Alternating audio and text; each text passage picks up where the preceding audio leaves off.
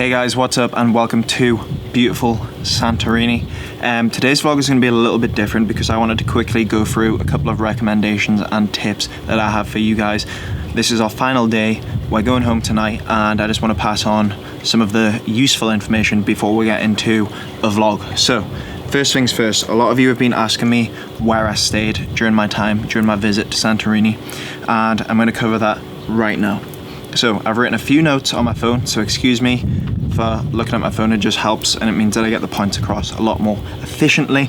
And also excuse my hair because it's a little bit windy here and it's kind of all over the place. So first things first, I'd like to talk about where we are staying.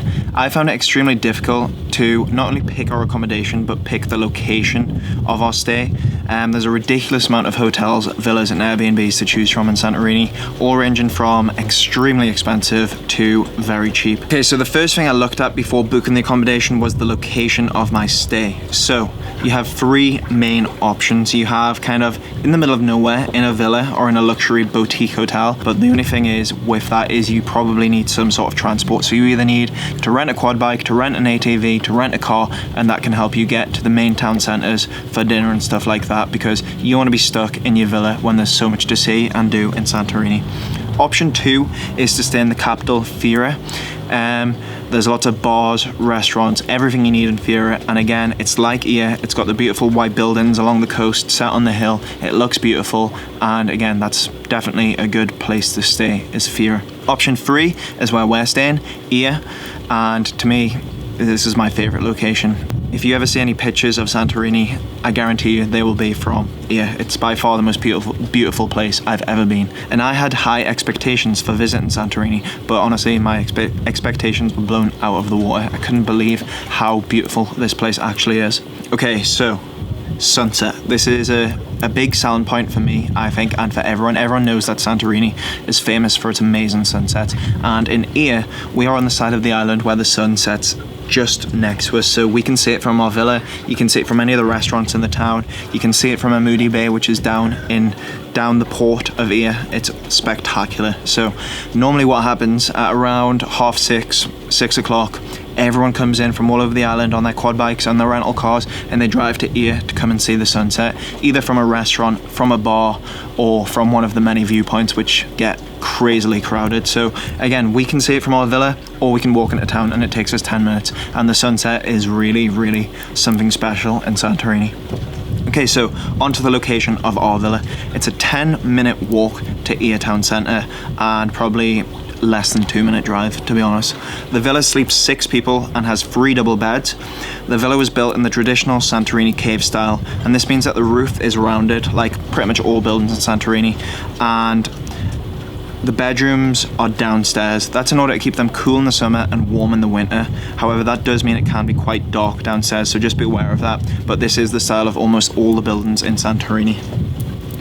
Starting downstairs, there are 3 bedrooms, 2 bathrooms. We use one of the bedrooms as our luggage room and one to sleep in, and the other lay spare. The showers are very hot and very powerful, which is a big thing for me. Very important.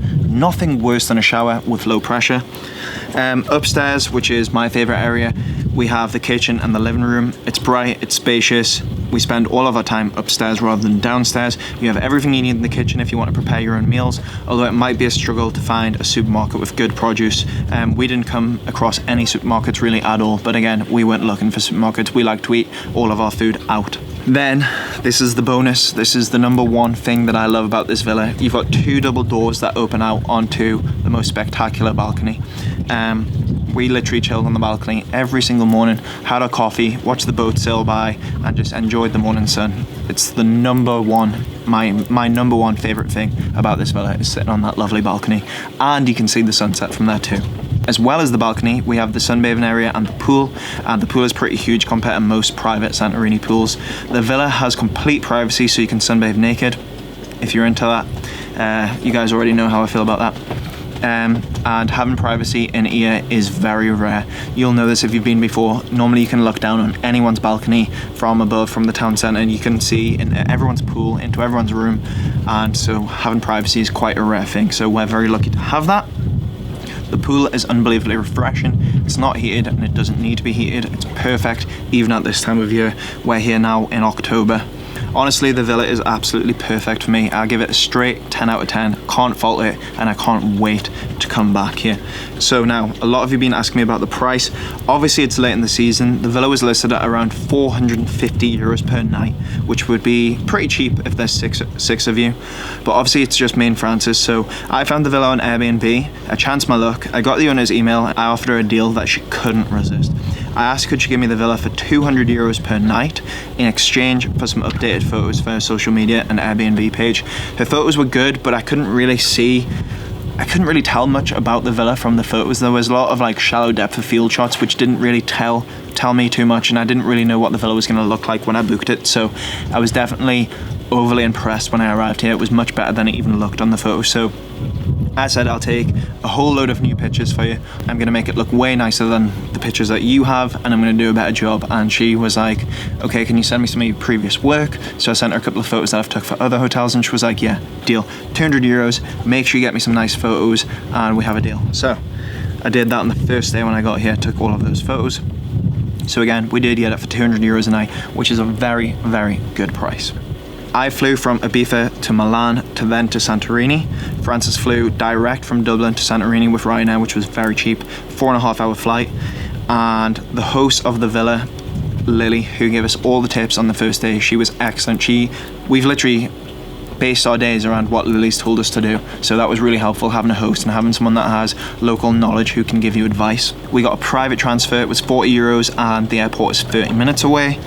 They dropped us off at the doorstep, carried our suitcases in, so for me that was worth it.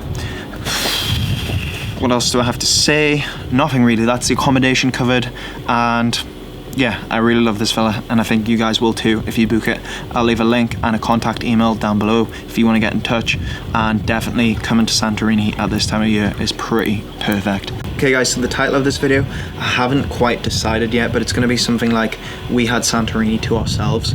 That's because obviously we're here now, it's October 2nd and it's late in the season. Not only is it late in the season, but coronavirus pandemic is currently still underway. There's no cruise ships dropping thousands of people in here every day. People from America can't travel here. I don't know if people from Asia and stuff like that can travel here, but it's pretty much just European people here, and in fact there's hardly any English people.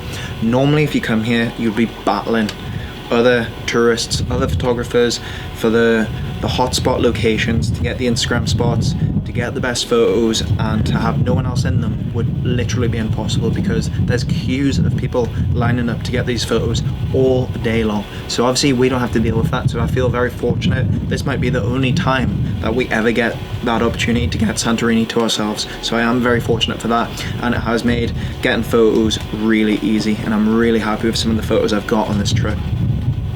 Next thing, my 4 favorite things that we've done in Santorini. So, number 1, walk from Fira, the capital, to Qyye. There's actually some mountains up behind us, and someone told us, well, Lily told us, our host, that you can walk from Qyye to Fira, or you can walk the other way. So we actually got the bus from Qyye to Fira. It cost €1.60, €1.60, took like 15 minutes, and then we walked all the way from Fira, the capital, over there, over those mountains, and all the way back along to here. Took a few hours and it was really, really, really spectacular. The views were amazing, it was good exercise, and we really enjoyed that. So that's my number 1 thing to do. Definitely do the hike. Doesn't really matter which way you do it, but apparently the view is better if you walk from Fira to Qyye. So that's my number 1 recommendation. Second recommendation is to eat seafood at Amudi Bay at sunset. The sunset, literally, it's the last place you'll see it is Amudi Bay. You can see the sun just slip under the horizon, and it's pretty magical. The seafood is absolutely excellent. They literally are pulling it out of the boats and putting it on your table, and we actually got to pick our own fish. We went for a red snapper. We picked our own fish, they cooked it and served it, and it was absolutely unbelievable. One of the best meals I've ever had. So I highly, highly recommend that. Yes, it is a little bit pricey, but in my opinion, it's entirely worth it. That was one of my best experiences here in Santorini. Okay guys, so tip number 3 would be to rent a car, an ATV or a quad bike and go and explore the island.